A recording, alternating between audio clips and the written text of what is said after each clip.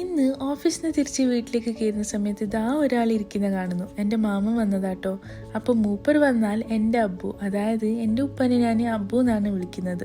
ഇവർ രണ്ടാളും പ്രവാസികളായി ജീവിച്ചവരായതുകൊണ്ട് തന്നെ വീട്ടിൽ മൊത്തത്തിൽ അങ്ങ് സംസാരത്തിന് ഒച്ചപ്പാടായിരിക്കും.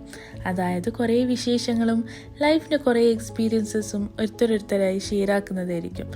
ഞാനപ്പോൾ എന്തെങ്കിലും കഴിക്കാൻ അങ്ങ് ഉണ്ടാക്കി എല്ലാവരും അങ്ങ് ഉമ്മർത്ത് പോയിരുന്ന് കുറച്ച് കഴിച്ചിട്ട് സംസാരിച്ചുകൊണ്ടിരിക്കാമെന്ന് വിചാരിച്ചു.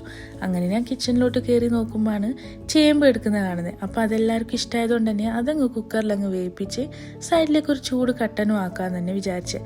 അത് വേകുന്ന സമയത്ത് ഞാൻ ഉണ്ടാക്കിയ വാട്ടർമെലൺ ജ്യൂസും കുറച്ച് ഹെൽത്തി വേർഷനായിട്ട് എനിക്ക് ഇങ്ങനത്തെ സമയം കിട്ടുന്നതുകൊണ്ട് തന്നെ അപ്പം എന്നെ കുടിച്ച് കളയാമെന്നാണ് വിചാരിച്ചത്.